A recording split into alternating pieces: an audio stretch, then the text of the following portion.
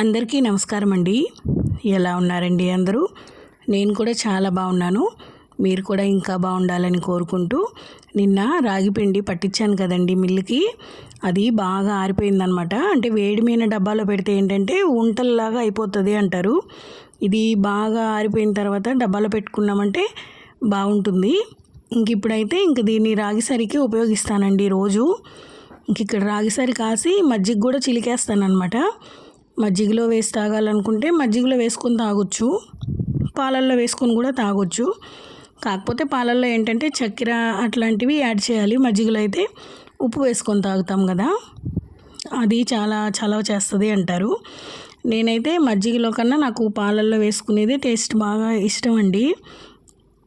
కాకపోతే చక్కెర అనేది అంత మంచిది కాదు హెల్త్కి.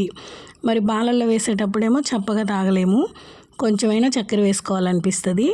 చక్కెర వద్దు అనుకున్న వాళ్ళు బెల్లంతోటైనా కలుపుకోవచ్చు, బెల్లం పొడి ఉంటుంది కదా. కాకపోతే నేను ఇక్కడ చాలా తక్కువ చక్కెర వేస్తున్నాను, అయినా కూడా అదేమి అంత హెల్త్కి మంచిది కాదు. పొద్దున్నే అంటే చక్కెర అది వేసుకోకపోవడమే మంచిది. నేనైతే ఏదో కొంచెం క్వాంటిటీ చక్కెర వేసుకొని పాలు అయితే కాగబెడుతున్నానండి. ఇంకా పాలు ఆల్రెడీ కాగున్నాయి, కాకపోతే ఇంకొంచెం వేడి చేస్తే వేడిగా ఉంటాయి కదా అనిపించింది. ఇంకా ఈ వేడి పాలని దాంట్లో వేసి కలుపుకొని తాగుతాము. టిఫిన్ తినకున్నా ఇది మంచి హెల్దీ అండి. మనము డైటింగ్ చేసే వాళ్ళకి కానీ అట్లాగా ఇది టిఫిన్కి బదులు ఇది తీసుకుంటే బాగుంటుంది అంటారు. టిఫిన్ చేసినా కూడా 11-11:30 ఆ టైంలో ఒకసారి రాగిసరి అనేది తీసుకుంటే మంచిది, హెల్దీ అంటారు. ఇక్కడ నేనైతే టిఫిన్ అయితే ఏం చేయలేదండి ఈరోజు. మా వారికి మజ్జిగలో కలిపి ఇచ్చాను, తాగేసి వెళ్ళారు. నేను ఇక్కడ పాలల్లో కలుపుతున్నాను. నేను కూడా ఇది తాగేసిన తర్వాత కొంచెం పనులు అయితే ఉన్నాయండి. ఇంకా పండక్కి కొట్టిందే బూజులు అవన్నీ క్లీనింగ్ మళ్ళీ చేయలేదని చెప్పాను కదా. ఇవాళ అయితే డీప్ క్లీన్ పెట్టుకున్నాను. ఈ క్లీనింగ్ అంతా చేసేయాలి.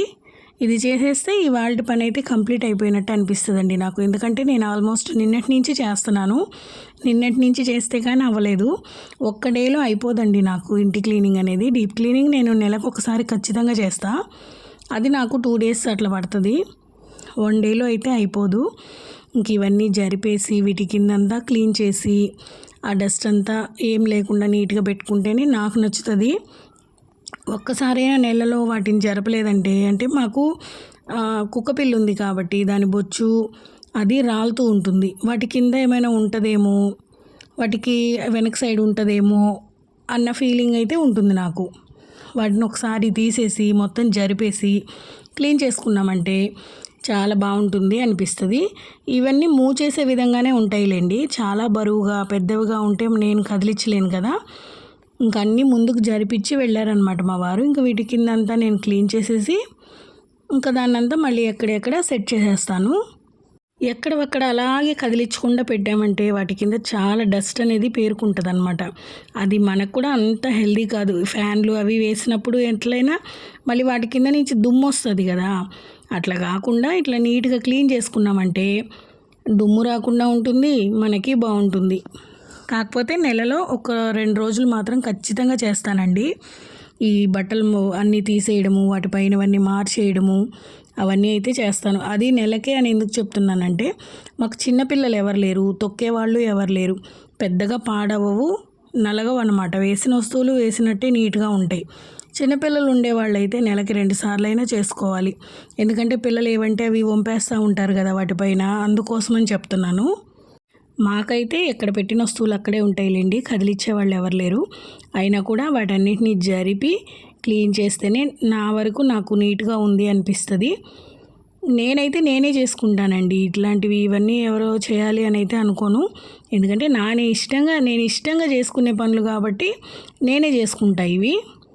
టీపాయ్ మీనవి అవన్నీ కూడా క్లాత్ అవన్నీ తీసేసాను. ఇప్పుడు వేరే క్లాత్ అవి వేయాలి. సెరామిక్ పాట్స్లో ఆల్రెడీ మొక్కలు ఎండలో పెట్టున్నాను అనమాట నిన్నటి నుంచి. అవి కూడా తీసుకొచ్చి వీటిలో పెట్టేయాలి. ఇట్లాగా కొంచెంగా అయితే చేసుకుంటూ ఉంటాను. ఎందుకంటే మనకి నీట్గా బాగుంటుంది కదా అనిపిస్తుంది. సడన్గా ఎవరైనా మన ఇంటికి గెస్ట్లు వచ్చినా అయ్యో ఇల్లు సర్దలేదే, ఎక్కడ వస్తువులు అక్కడ ఉన్నాయే అనే ఫీలింగ్ అయితే నాకు ఉండదు. ఎప్పుడు ఎవరు మా ఇంటికి గెస్ట్లుగా వచ్చినా కూడా నాకు ఇంటి టెన్షన్ అయితే అనిపించదండి. ఇంటి విషయమే కాదండి, బాత్రూమ్స్ కూడా ఆఖరికి నేను చెప్పేది డే బై డే క్లీన్ చేసేస్తాను. అలా చేసుకుంటే మనకే బాగుంటుంది. ఎవరి కోసమో చేసినట్టు కాకుండా మనకి మనంగా నీట్గా మెయింటైన్ చేయడం అయితే అలవాటు చేసుకోవాలి ఎప్పుడైనా కూడా.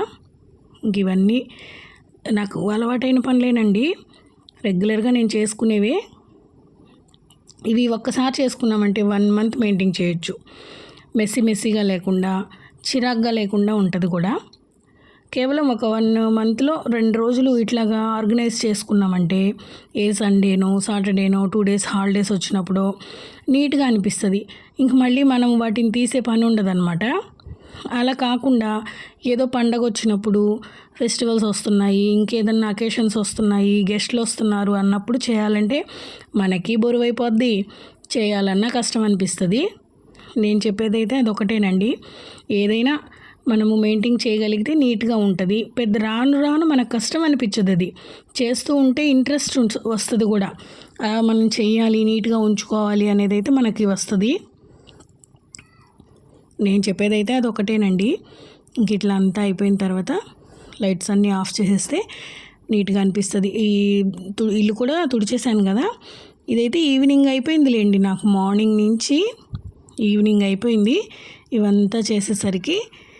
ఇంకా హెన్న అది కూడా కలిపున్నాను, నెక్స్ట్ డే పెట్టుకుంటాను అని చెప్పాను కదండి మీకు.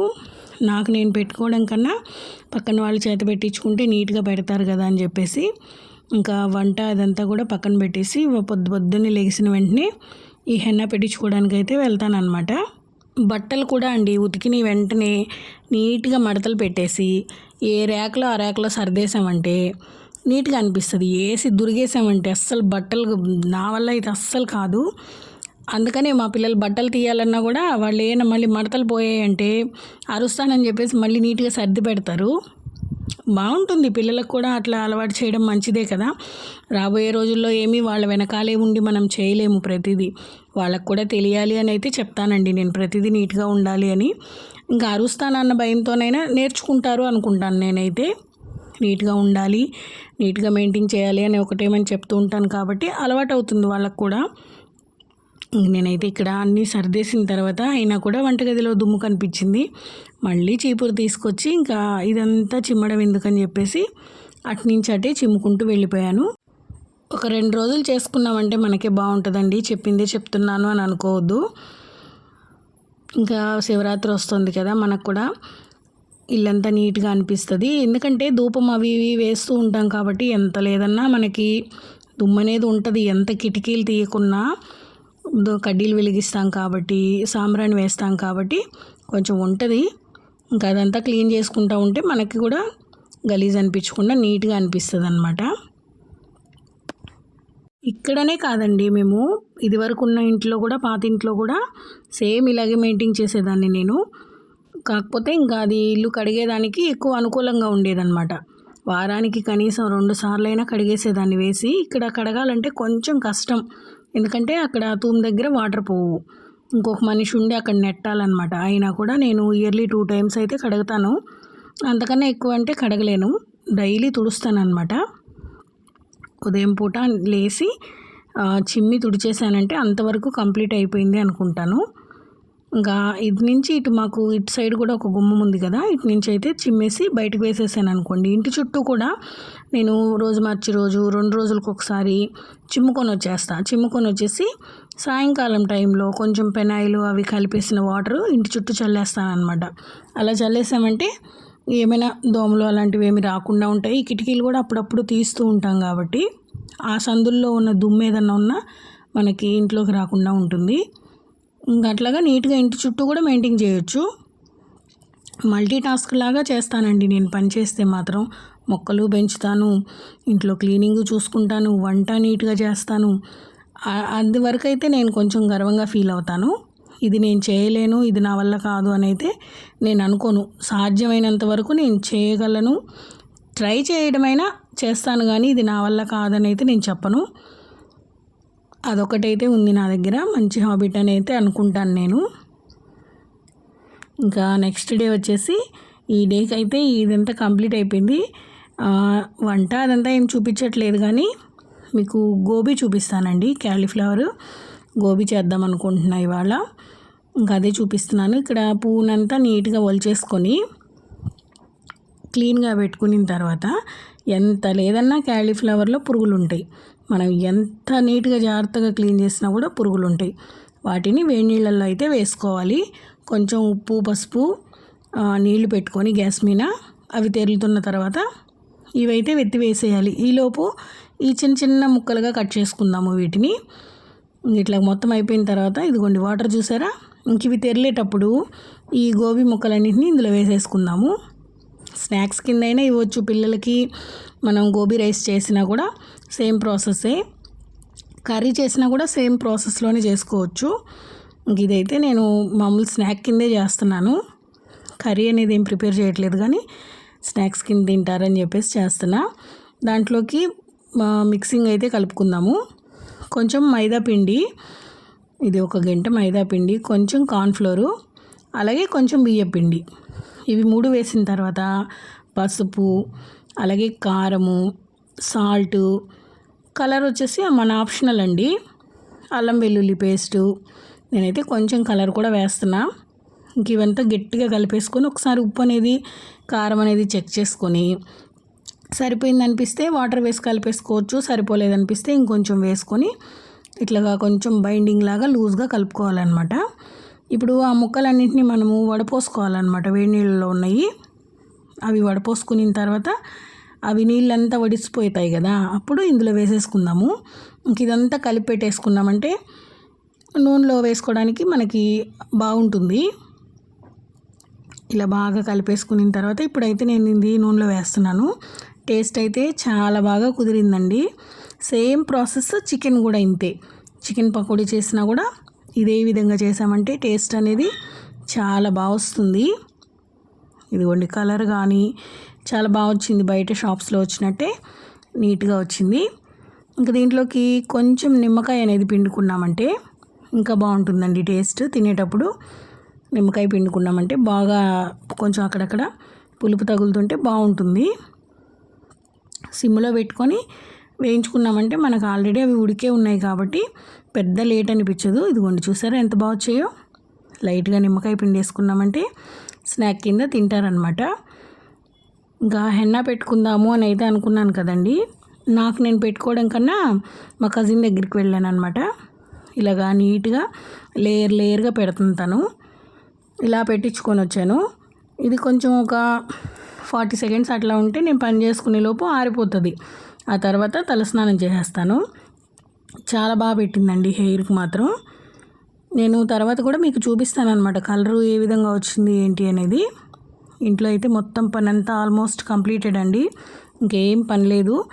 మళ్ళీ ఇంక ఒక 1 మంత్ వరకు నాకు ఎలాంటి పని అనిపించదు అనమాట ఇంట్లో. ఇంకా రెగ్యులర్గా చేసేవి డైలీ అవి కామనే, పెద్దగా అంటే ఇంకా చేసేదంటూ ఏం లేదు. చూసారా తలస్నానం కూడా చేసేసాను అనమాట. కలరు ఎండలోకి వెళ్తే బాగా తెలుస్తుందండి. నాకు ఇప్పుడు లైట్గా గ్రే హెయిర్ వస్తుంది, కనిపిస్తుందో లేదో మీకు, ఆ హెయిర్ కలర్ మారింది. ఈ బీట్రూట్ వేయటం వల్ల ఏంటంటే చాలా మంచి కలర్ వచ్చింది, చాలా స్మూత్గా ఉంది, చాలా బాగా అనిపిస్తుంది హెయిర్ అయితే. గట్లా తలస్నానం చేసేసి ఇంట్లో పనులన్నీ కూడా అయిపోయాయిలేండి. సాయంత్రం టప్పుడు అలా బయట కూర్చొని ఉంటే ఇక్కడ ఏదో పోలేరు అమ్మవారి బండి అని చెప్పేసి వచ్చారు. అమ్మవారికి అన్నదానానికి మనీ ఇవ్వమని.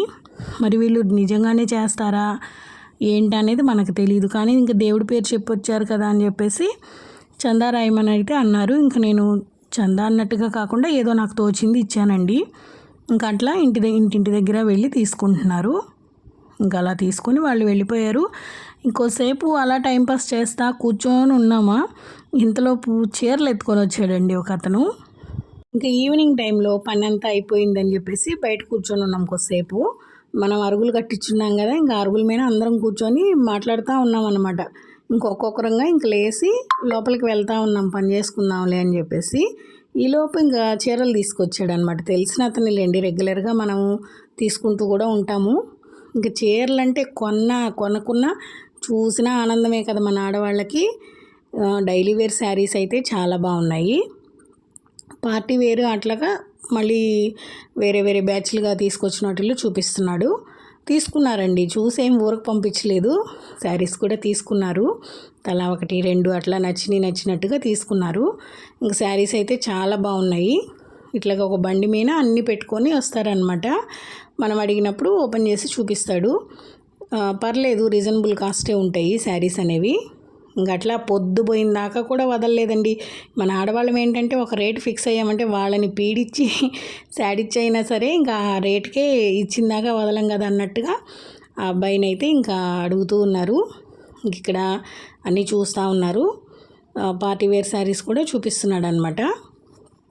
మొత్తానికైతే ఊరికే ఏం పంపించలేదు, తలా తీసుకున్నారు, తలా 1 అట్లాగా.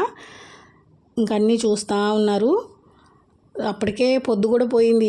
ఆ లైట్ ఏంటో తెలుసా, సెల్ లైట్లు వేసి చూస్తున్నారండి. ఎందుకంటే నేను పైన వేసిన లైటు ఫోకస్ అంతవరకు రాదనమాట. అందుకోసం అనేసి కలర్స్ అవి తెలియాలని చెప్పేసి సెల్ లైట్లు వేసుకొని మరీ చూస్తున్నారు.